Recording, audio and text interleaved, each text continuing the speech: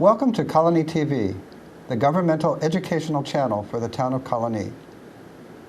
It goes all my life's a circle, sunrise and sundown. The moon rolls through the nighttime till the daybreak comes around.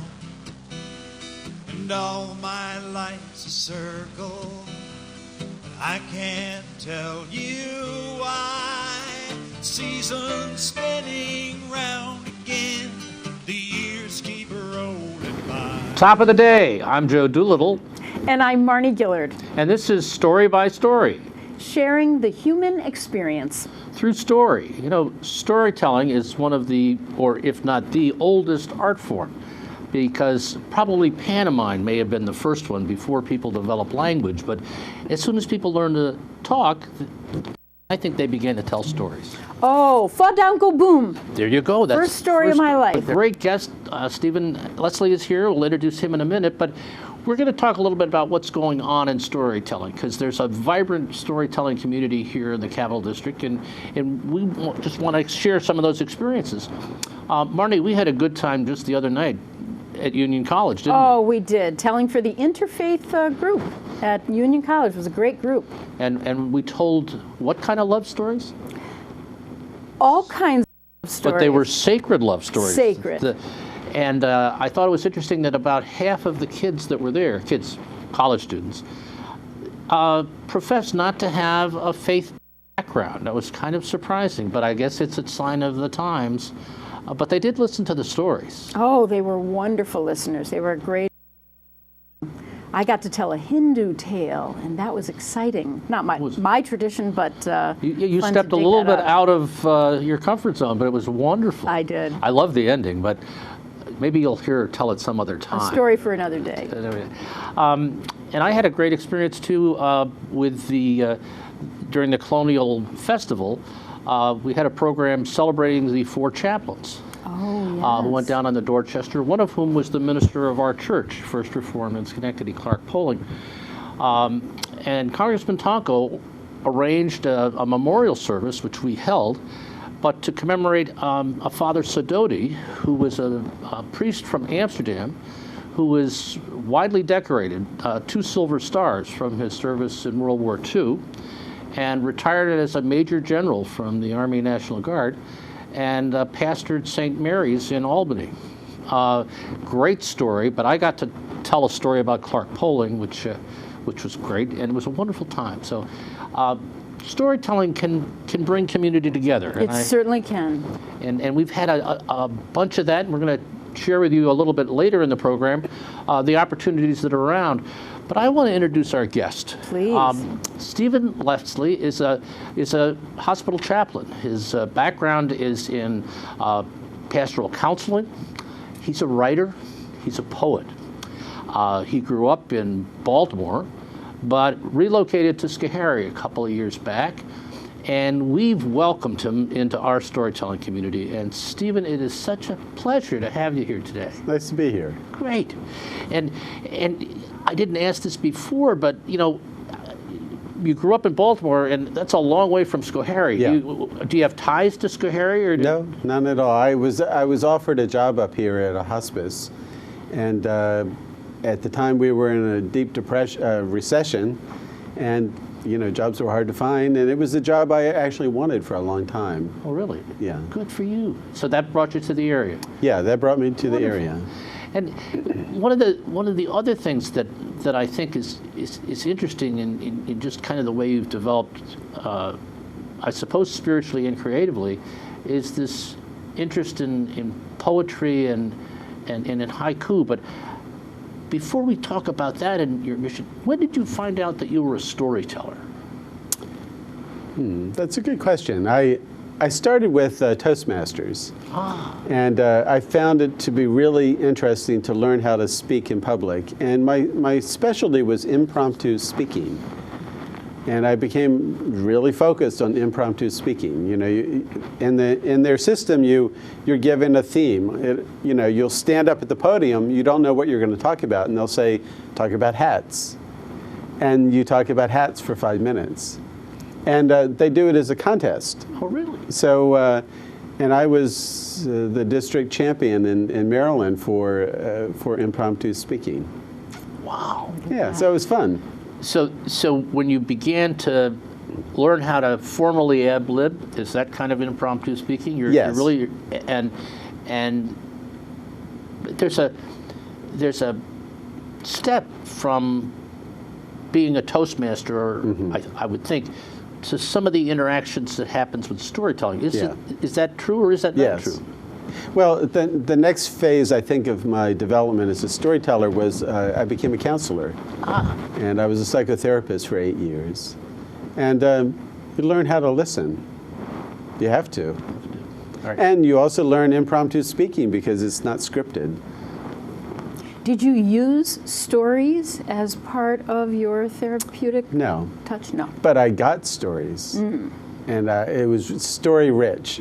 Story rich. Of course. And then I think when I moved, I began writing, and I would write often about clients and their situations. And I was in high intensity counseling, domestic violence, suicide prevention, and bereavement and hospice. So they were all very high intensity stories. And when people are in those situations, they tell you things that they just normally don't tell people. Sure. I didn't mention, I do a little volunteer hospital chaplain in Albany Med, so I understand that dimension of it for sure. Your writing became poetry, because not everybody who writes poetry, and not everybody who writes poetry writes haiku like you do, and do it very well from the awards you've won. Could you just share that kind of transition for how the voice of a poet found you?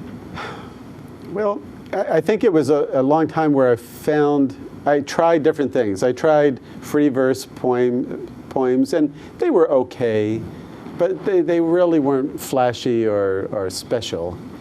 I'm a long-time meditator. I've been meditating for nearly 40 years, every day. Oh. And that has really shaped the way I think and the way I see the world. And I think because I'm a meditator and also a psychotherapist, I've learned to be really quiet with myself. When I'm with someone, I have to really still all the noise in my head, or else I'm not really there. I could probably learn something from Stephen Leslie, don't you think? Well, we all could. We all could. You know, I really want to talk a little bit about haiku, Yeah. but I also want to hear you tell a story. So Okay. I'm going to give it. You could do either. Tell us a little bit about how you found your way from the meditation background into having haiku bubble up, and some of that discipline.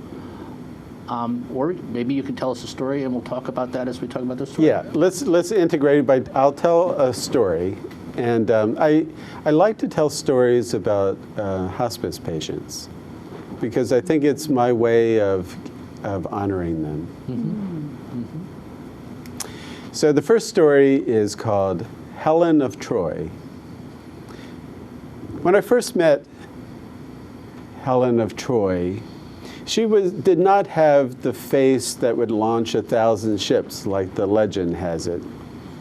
She was a small, elderly, and somewhat frail lady. Just a few days before, she had woken up, and she was having problems breathing. She had her best friend take her to the hospital, and during the exam, the doctor asked her a fairly routine question. When were you last seen by a doctor? And she thought for a while. She said, 39 years ago. So this was not a lady who was anxious about her health. During the exam, the doctor determined that her heart was only operating at 15% of its capacity. And because she was frail and elderly, he knew he could not operate. She would not survive. So he suggested that she contact hospice. And through a friend, I was contacted and I arrived on the scene. I walked into her modest townhome and sat down with her, and she got right to the point. She said, "There's 3 things you need to know about me. The first is that when I was a teenager and when I was a 20-year-old, I was a circus performer. I did high wire acts, and I was working on the trapeze. And this was in the days before safety nets. So she was 20 or 30 feet above the circus floor doing death-defying acts." I thought, wow, I would have never guessed that. "The second thing I have to tell you," she said, "is that I found love quite late in life. I was 50 years old, and I fell in love with a man who was 10 years older than myself, younger than myself, sorry. She had a glorious marriage, but then 10 years later, he died, and she was left a widow at the age of 60. The third thing she had to say to me was that at the age of 68, she decided to adopt a troubled teenager who was into drugs. So she was a single mom at 68 years old, and she raised this troubled teen to be a glorious young woman who was now engaged to be married. Then she said, "Enough of this chit-chat. I want to get down to the real reason you're here." And she looked me right in the eye and she said, "What is it like to die?" I was taken aback. I mean, that's not the normal way you start a conversation. And I thought about it for a moment. And sometimes when people ask me that question, what they want to hear is something that it's going to be glorious, that they're going to go to heaven, that everything's going to be all right. But I could see from the look on her eyes that that's not what she wanted. She wanted the truth. And I said simply, "I don't know." What she found pretty humorous. As a chaplain, I was supposed to know the answers to those kind of things. So instead, we had a very honest talk. We talked about heaven, hell, we talked about reincarnation, we talked about maybe there's nothing. We left it wide open. I talked about some of the hospice patients I had seen, some of their deaths, and I talked about a friend who had a near-death experience. And I needed to see other patients, so I stood up to shake her hand, and she held my hand with both of her hands. She looked me in the eye and she said, "This is the most amazing conversation I have ever had in my life." And I was really touched by that. 3 days later, she had her adopted daughter, who was now a full adult, take her for a walk in the park. And she pushed her along in her little wheelchair. And they stopped by the edge of a lake. And her daughter got out a camera and took a picture of her mom, and then looked down to adjust the viewfinder. She wanted the picture to be expanded so that her mom could see it. And when she looked up again, her mom had slumped in the wheelchair and she had passed. Wow. Now, the local newspaper had picked up this story and they actually made it a front page story because it was such an unusual death. It was so peaceful, it was so calm, there was no drama. 2 days later, after she passed away, I got a call from her best friend. She said, "Helen's last wish was that you officiate at her memorial service," which startled me because I only met her once and talked to her for about an hour and a half. So I went to the memorial service, and the place was packed, just totally packed with people. And I took the steps up and got to the podium, and I looked out on the crowd, and I had another surprise in store for me. The left-hand side of the auditorium was full of men and women, all dressed in black, these very somber colors. And the women were wearing these white bonnets. And I suddenly realized they were either Mennonites or Amish that were there. And on the right-hand side of the auditorium, there were all these Buddhist monks with red robes and shaved heads sitting there very regally with fingering their malas and doing their mantras. And I thought, wow, this was a really amazing woman. Now, a friend of mine said, okay, that's a nice story, but why are you telling it? And I had to think about it for a moment. And I realized that in a way, I was grieving a friendship I never had from a person I barely knew. Oh, lovely. Just lovely. Thanks. This is an appreciation that the Interfaith Story Circle uses, and that's what we're doing. Because for those of you who ever wanted to wonder when it was awkward to clap what you did, this is what you do. Not that you could have clapped. Wow. Now, I'm curious about so many things in that story, but I want to talk, maybe we ought to talk a little bit about the substance, because you've got this weaving story, and the story could have gone on for another half an hour. Yeah. So structurally, you ended it where you did with all these questions about this personality. And then you've got that wonderful little kind of semicolon at the end. And that's a haiku, right?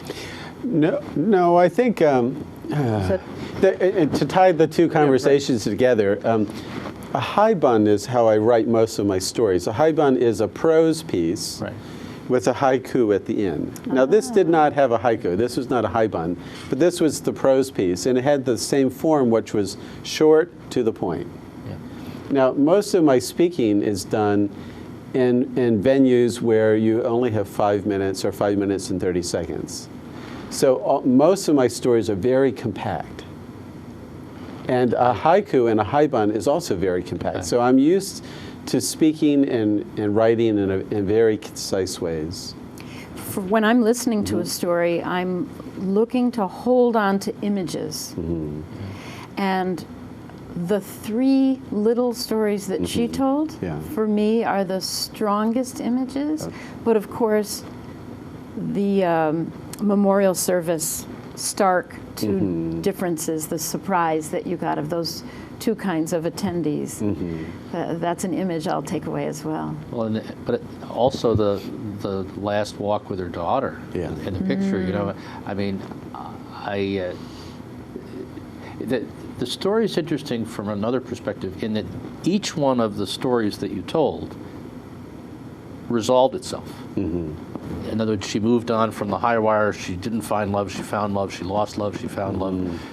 You know what I'm saying? So that from the listening standpoint, while I felt a little unsettled and curious, but you still have a lot of resolution, which kind of buoys the listener a little bit. You know, you don't, and it kind of says, well, gee, there are more answers. I mean, there are more endings to those other stories too. So that was really fun. Now, haiku by itself often leaves things very unanswered. Your imagination takes over. Well, at the same time, your ending resolved the question that your friend asked you, but it left open all the rest of it in terms of the relationship that you didn't have. So, you know, in a way, that echo of the future, or the future you didn't have, I mean, I have to think about that as method, because that's art, my friend. I think that is really great art. I loved that question. Why are you telling this story? That's a very important question for anybody telling stories. What is it about the story you love? And it gets you more to the heart of it. A lot of times asking that question in a coaching situation with another storyteller, people will say something that maybe didn't even come through in the story. And it's, well, just tell me more about that, because, you know, it helps them to fine-tune the story. But that question for you, boy, of friendship, well, I think what it did is it put me in the story. I had told the story before, and I had people listen to it, and they said, oh, it's nice. But I was not in the story. And so when my girlfriend asked that question, I thought, why am I so attracted to this story? And I realized there was a grief, there was a bereavement part For yourself. for myself that I was not really addressing. We got the character of the woman. Yeah. The fact that she would tell those three to say to you, well, there's 3 things you need to know about me. Right. Boom, boom, boom. 3 moments in my life that have been extremely life-changing and Right. important for me. Yeah.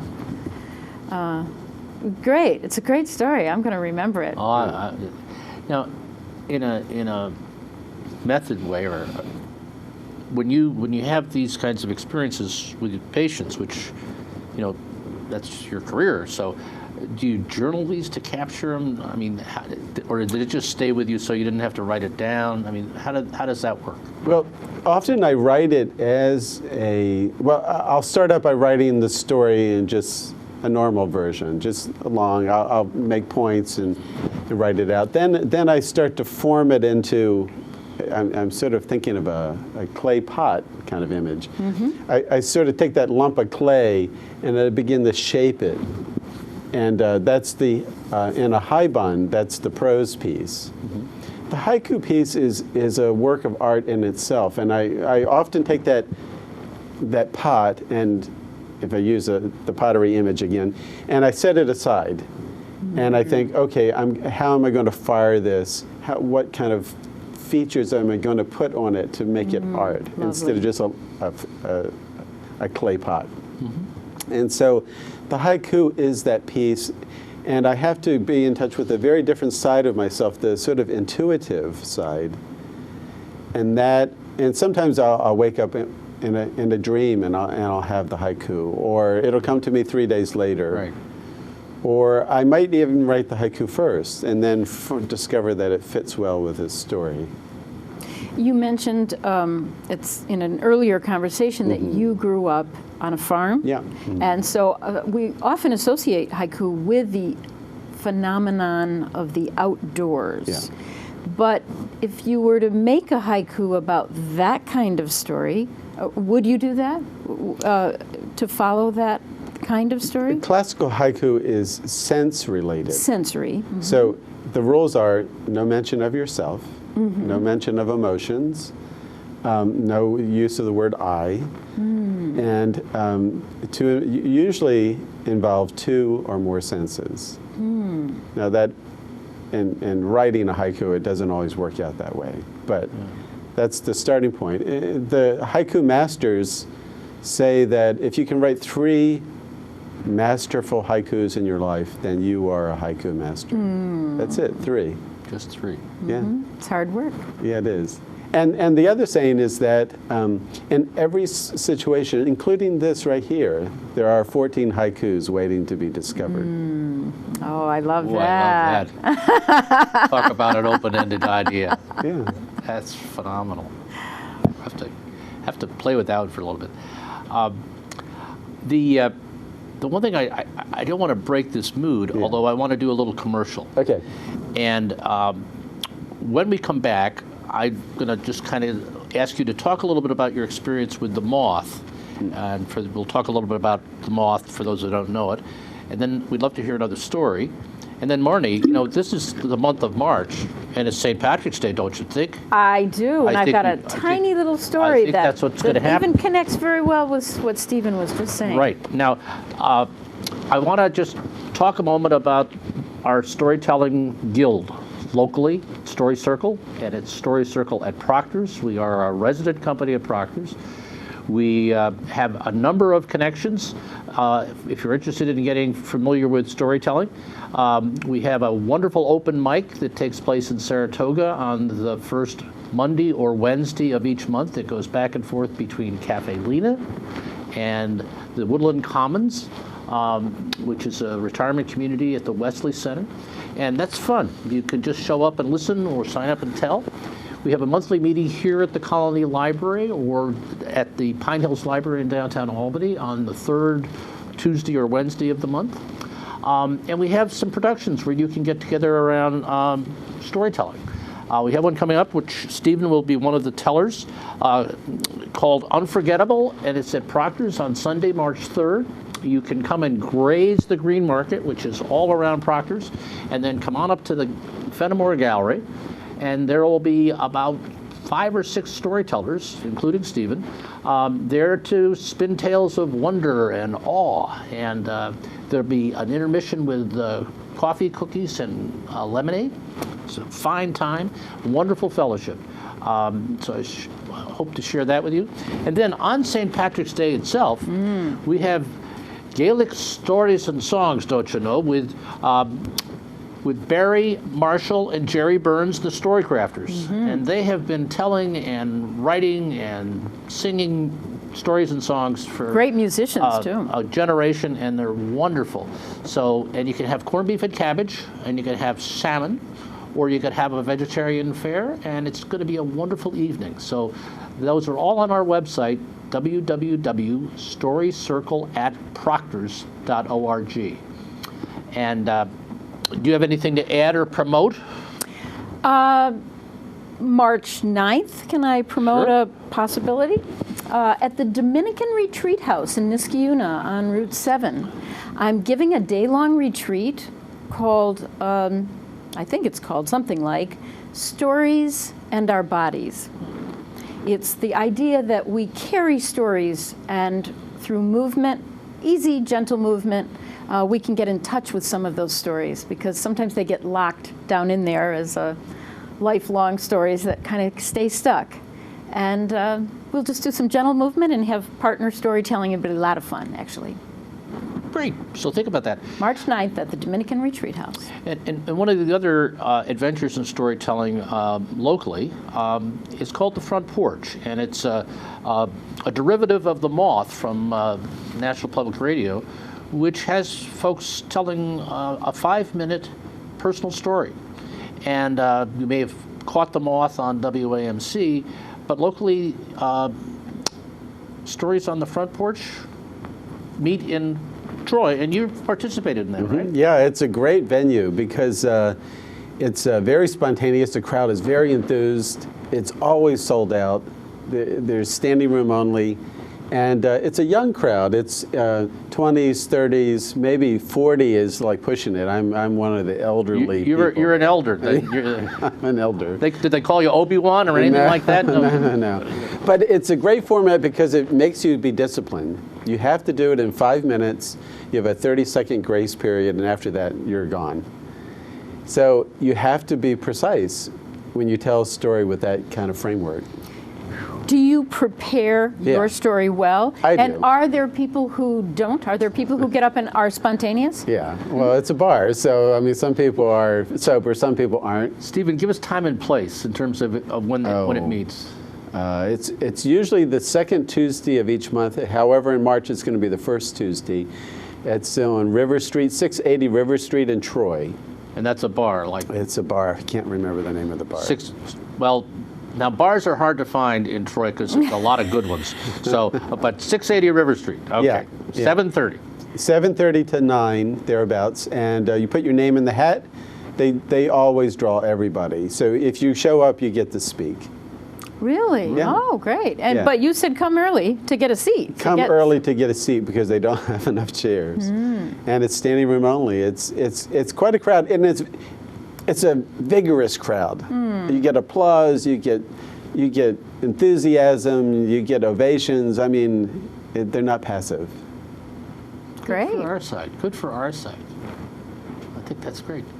Now, we've talked about your history in storytelling and the nature of some of the stories that have come out of your chaplain experience. Do you have another story? Yeah, I want to tell a personal story, and this has a bit of an agenda with it, but it's a personal story that I think is very important. If you had traveled to Reston, Virginia in the spring of 2008, you would have seen Northern Virginia in all its glory. The cherry blossoms were out, the daffodils were up, the lilacs were blooming, the forest was full of singing birds, chipmunks and squirrels were hopping all around, the children were out playing in the grass, which was now green and needed to be mowed. It was a glorious time. But if you had walked by this one little townhouse in that neighborhood in Western Virginia, you would have seen that the curtains were drawn, the garden was bare, and the house was dark. And if you had gone inside and looked around that room, you would have seen in the living room there was debris on the floor, dirty dishes, books, clothing, magazines, books. And on the couch there was a man who was very sick, feverish, and in pain. And that man was me. Some 9 months before, I had been bitten by a tick, and the tick was infected with viruses and bacteria that are now called Lyme disease. My doctor, unfortunately, was a country doctor who did not know how to treat Lyme disease and gave me steroids, which inflamed the Lyme disease instead of healing it. And so 3 months later, 3 months after the tick bite, I found that I had a chronic disease. Its symptoms were fevers, joint pains, brain fog, slurred speech, and just chronic fatigue that never let up. My wife decided that the phrase "in sickness and in health" did not apply to her. So she ran off with a younger man. My employer, a pastoral counseling agency, decided that compassion really was meant for clients and not for other counselors, and so I lost my job. I had no health insurance, I had no employment, I had no support, and I was in an area of the country that I hadn't lived in, so I didn't have friends there either. I soon realized that my doctor could not help me. He had no idea how to help me. So I did what I had to do. I went off on my own and explored alternative medicine. I tried homeopathy. I tried acupuncture. I even tried something called hyperbaric oxygen, which they put you in a pressurized tent to put oxygen in your body. Each one of them worked for a little while, but then I was back to where I started. And I realized I was running out of options. Some friends suggested that I apply for permanent disability under Social Security, but I was very resistant to that idea. That was giving up to me.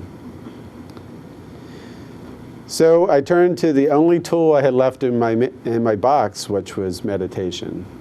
Now, we don't think of meditation as a healing art, but I did some research and found that there were these sacred mantras in Sanskrit that were specifically designed for healing illness. So I found one that I felt attracted to, and it was Om Shri Dhanvantre Namaha. Om Shri Dhanvantre Namaha. And I repeated that hundreds of times a day for 3 months. It's an appeal to the divine physician for guidance. So I was just asking for guidance. I had no other option. I mean, I was out of tools. 3 months after I started repeating this mantra, I fell asleep and had a dream that I was riding on a rickety old school bus, reconverted school bus in the mountains of Peru. And it was full of these residents, these natives who were in these ponchos and little bowler hats. And there were goats, and there were chickens, and there was luggage tied to the roof of this school bus. We were bouncing down the road. And this little boy came up to me, a native boy. And he handed me these beads and said, "Take these. These are beads of solitude." So I took them. And then he handed me something else, and he said, "Take these. These are herbs from Peru." So I took them. And then I woke up. And I realized as soon as I woke up that this was a dream in response to this prayer I had been doing so diligently.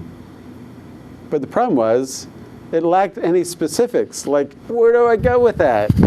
I mean, I didn't know. So I thought, okay, that's a partial answer.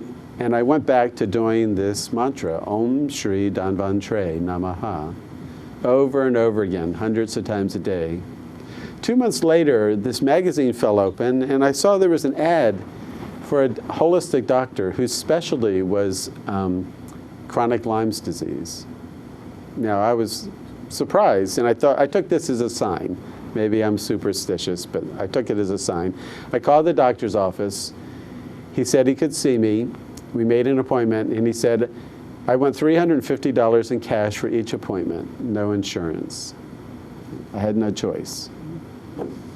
I really couldn't afford it, but I had no choice. I went to the appointment. He gave me a complete exam, and he decided that, yes, indeed, I had chronic Lyme's disease. And then he went to his drawer, and he pulled out this big packet, and it was all the things I could do to help myself. Changes in diet, changes in sleep, getting proper exercise, how to take care of myself better so I could recover. And then he reached in and pulled out this little bottle, and he said, I want you to take this. These are herbs from Peru. Now, when he said that, I was like, whoa. There was this sudden synchronicity between my dreams and what was happening in this doctor's office. So I ordered the herbs from Peru, and I found out I didn't need a prescription to take them. The doctor soon left the practice and moved out of state, and he was gone. So I was on my own. But I had the faith, because of that dream and because of the doctor, that this was going to be a way out for me. So I faithfully took these herbs, I think 6 times a day, 3 different herbs. And after about 3 months, I noticed that the fever stopped. I stopped being feverish. Then the joint pains left. Then finally the brain fog lifted, and my speech no longer was slurred. I could speak normally.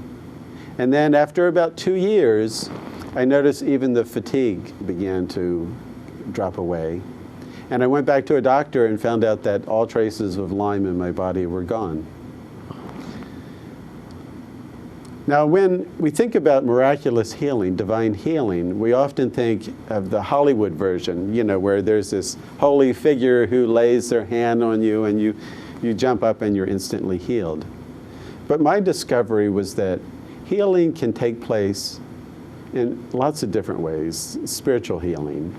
It can come in a gentle dream. It can come from mild, gentle herbs that you'd never thought of. And it can come from the words of a competent and skilled doctor. Wow. Oh, again, thank you. Oh, Thank you. oh. Yeah, What a thank you. beautiful story. Oh, man. And in reflecting just a bit, you were healed several times. Mm-hmm. I mean, and that's, in listening to the story, you were healed enough to seek the mantra in and of itself, and that took you to another place where you got another step, and that took you to kind of another bigger step. And what's impressive when I think about it is it's a very trusting and faithful journey for someone who is so hurt. Really quite remarkable. There's an agenda behind that, because there are so many people. In New York State, it's estimated that there's 325,000 people sick with Lyme's disease. And the medicine is decades behind in knowing how to cope with it. Yeah, as you were in the middle of the story, I have a good friend with a similar story.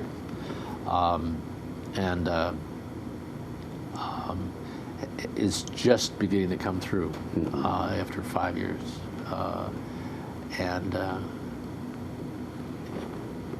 You're right. I think there's so many aspects of the I will call it the epidemic, because there's a front end to this in terms of recognition, prevention, and stuff, and then there's the very significant challenge clinically to even diagnose it. Yeah. Even though we've seen a lot more of it. And it's quite remarkable. What's powerful for me is the spirit connection. We do have an interfaith storytelling group, and we hear all different kinds of stories that connected to faith. And the power of a dream, the power of asking for help, that you ask for guidance, not so much for healing, but for guidance. And guidance came in the form of a dream, and then the doctor, you caught that ad, and it seems like the work of spirit. Powerful, yeah. And it's such a strong story. Now, were you able to make that a 5-minute story for the front porch? And I know you've got a future appointment with the Moth too, right? Yeah. You're gonna be on a future program. Yeah, the Moth heard about my storytelling, and they invited me to come to the Moth main stage, which is as high as you can go in Moth, and the storytelling sessions. And they want me to appear on National Public Radio. Fun. Oh, And wow. yeah, it's quite an honor, and it's sort of so out of the blue. And you're from right here in our neighborhood, right? Yeah, Look at that. that's great. Isn't that great for our story to see how we buy into that right away? Hey.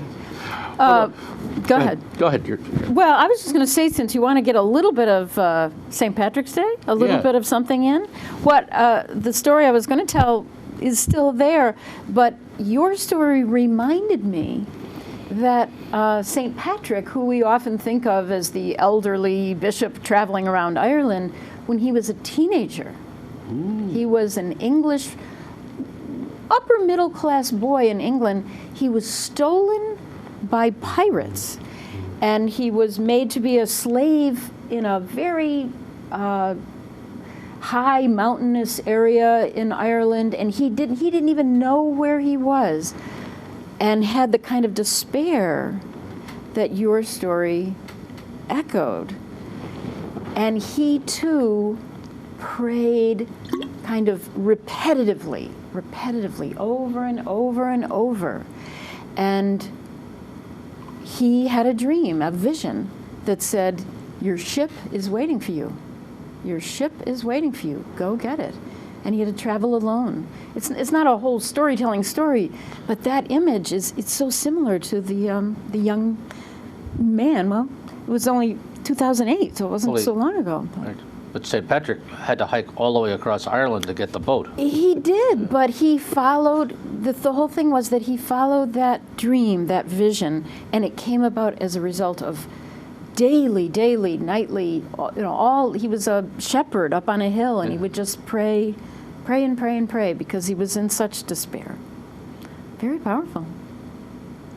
That's a wonderful reminder of both that story and a reflection on the journey that you're on, actually, because I sense that you're still on that journey. And although we're all on our own journey, but you've had a few more bumps than some of us. We've all had bumps. Stephen, the kind of call to your art seems to be balanced by what you've done, I will say, in your other profession, because I don't want to. Are there any other places of crossover where you get your counseling chaplaincy? Do you worship with an organized community? Do you do staff development work? I mean, just looking at ways that you might apply the art. The art of storytelling? Yeah. I think I apply it as a way of remembering the patients, and also recently the medical community has picked up an interest, and one of the medical journals published one of my stories that I called Code Blue. It was about an experience of watching a patient go through the emergency procedures that are used to revive someone whose heart has stopped. And I was telling it from the story, not from the background of a doctor, but from the background of a chaplain. And it's too long of a story for this venue, but and so I think in a way the storytelling aspect is a way of humanizing some of the patient's experiences, which tend to be very dehumanizing. Yeah. There's Lovely. Yeah, there is a turn of phrase coming called narrative medicine, and there's quite a bit of work being done down at Columbia, of all places. And we'll talk, further about that because there's some interest among a couple of the faculty at Union College in doing more with narrative medicine in some of their work with kids who are on the pre-med track, because they have that special program where you can go through 3 years at Union and 4 years at Albany Med and come out a doctor. Then you'd be just ripe for some of that conversation. So that'd be great.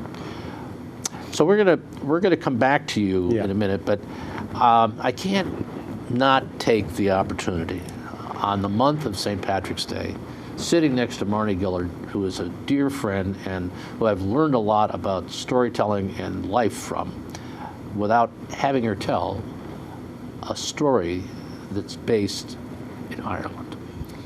Well, this is a wee story. James Stephens, an old Irish storyteller and writer, story writer, put this in the middle of a book all about the childhood of Finn McCool. But this is actually a story about when Finn was an old man. He had a son and a grandson, and he'd led the Fianna, the great army of the king in Ireland, for many, many years. He was standing one day looking out over the strand. They'd had a great day of hunting. Wasn't a day they needed to defend the borders, but were just enjoying themselves. And he said, "Lads, what a night like this. What do you say is the finest music in the world?" And oh, the answers came forth. The cuckoo high in the tree, or the clang of a sword against a shield.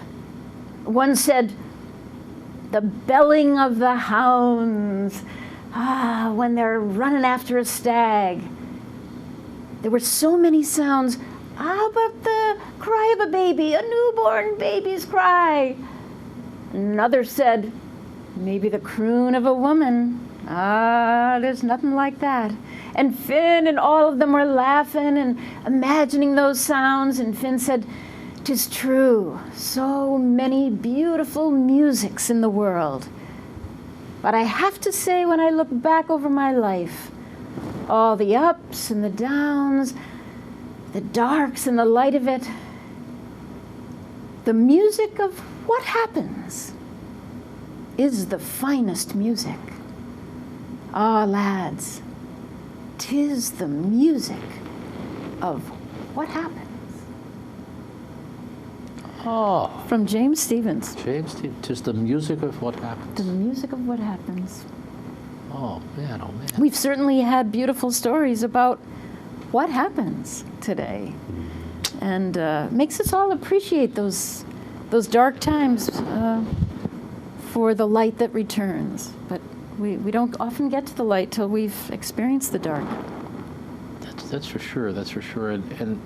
And the interesting part of that was that the inner strength you get from listening to everyday things, from having them around, the sound of the lawnmower, the sound of the garage door going up is one of my sounds of love in my life, because you know that people are home. That's the first thing you hear. Because of electric door openers. If the door doesn't, well, even if they had to get out and put it up the old way, you'd still hear it. It just wouldn't be as easy a sound. And it's interesting when you think of what the sounds of recovery are, of healing. We've got a bit of a moment here. And we could do a couple of things. Well, I have an idea. I was thinking, we sort of left hanging this idea of haiku and haibun. I did. And I was thinking of maybe telling a haibun with a haiku at the end. And then if there's any time left, we could talk about that a little. Is that okay? That's right. We're looking at about 9 minutes here. Okay. So we got to it could be just right. Okay. So this is not, of course, since I'm doing it improvisational, this is not a written haiku. But you've won prizes for that. Yeah, so I have to show my skill here. Okay, so here it goes. I titled it Tire Swing. I entered the artist's house and saw in her studio, all along the windows, all her paintings. They were pastels and scenery from New Mexico, Arizona, and upstate New York. It was beautiful, beautiful paintings. But I was fixed on this one painting right over the door, and it was very different than the rest. It was a painting where the background was black and the foreground was orange. It was very dramatic, primary colors. And it was a tree standing there with a tire swing. And there was something about that painting that just really drew me. It was so different than everything else. So I walked over to the artist and I said, "Can you tell me something about this painting? This one just really calls to me." And instead of answering, she had this look in her eye, and I could tell she was no longer there. Now the haiku. Tire swing on a nearby tree, her faraway look, the missing children.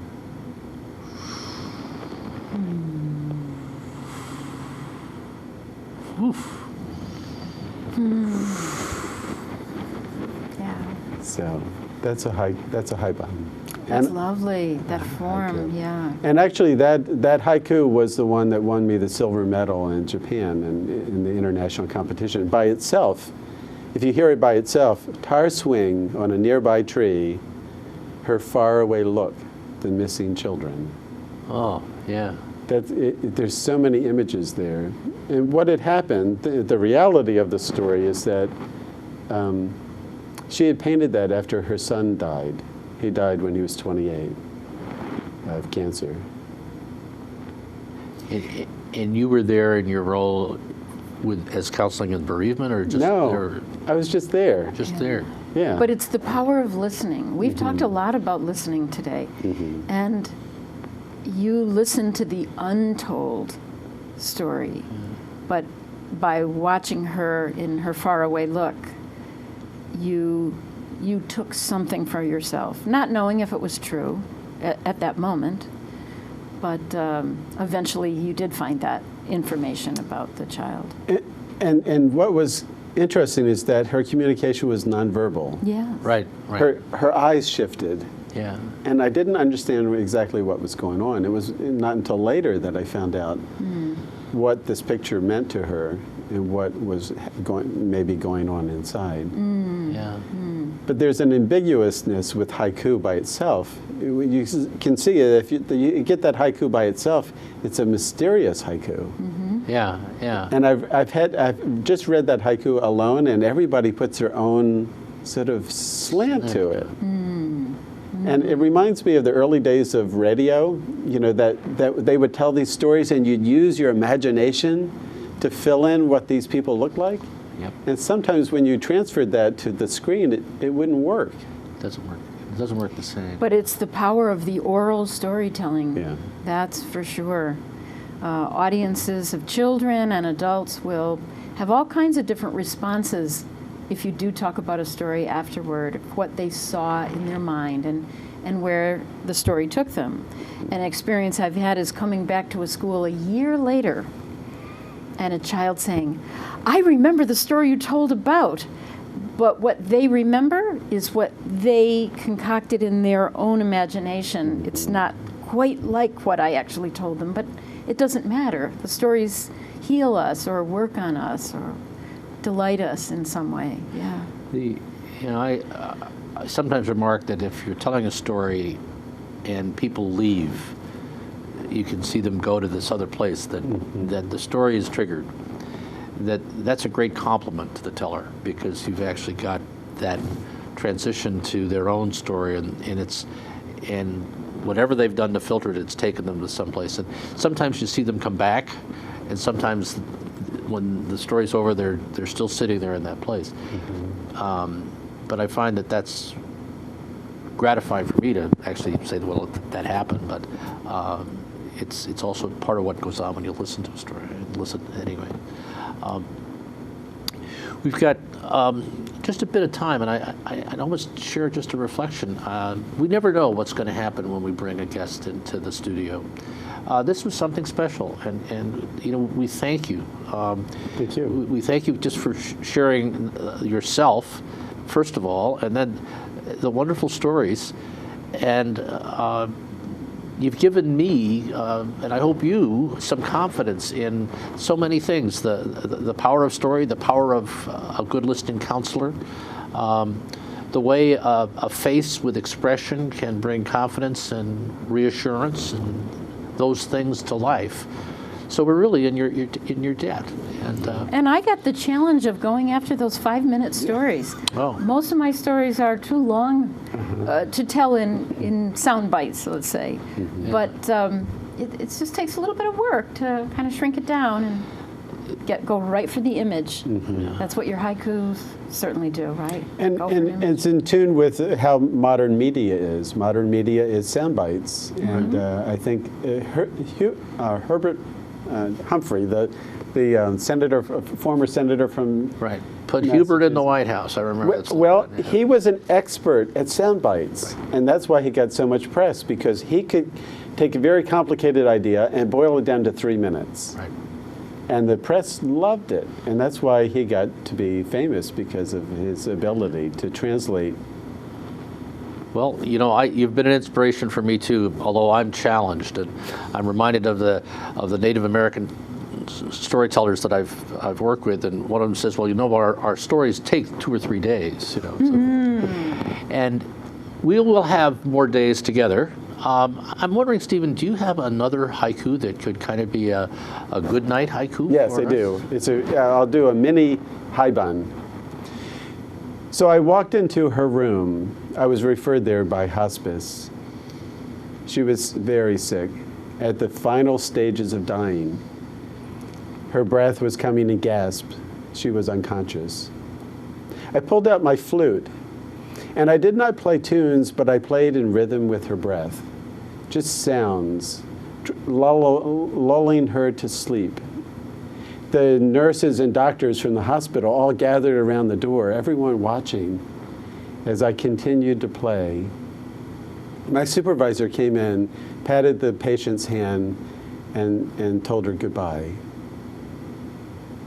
Half an hour later, I left the room, and she quietly slept, no longer troubled with dreams, and took the elevator. Now the haiku. Departing here, arriving there, elevator music.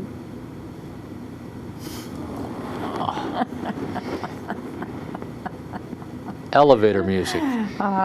Dear friend, you've warmed the very inner beings of our hearts and soul. It's been a pleasure to have you sitting in the shotgun seat. It's great to be here. We appreciate your time with us, Stephen, and we look forward to you tuning in to us next month, and we'll be back, and we hope to see you in some of the storytelling programs we've described. Much good cheer. It goes all my life's a circle, sunrise and sundown.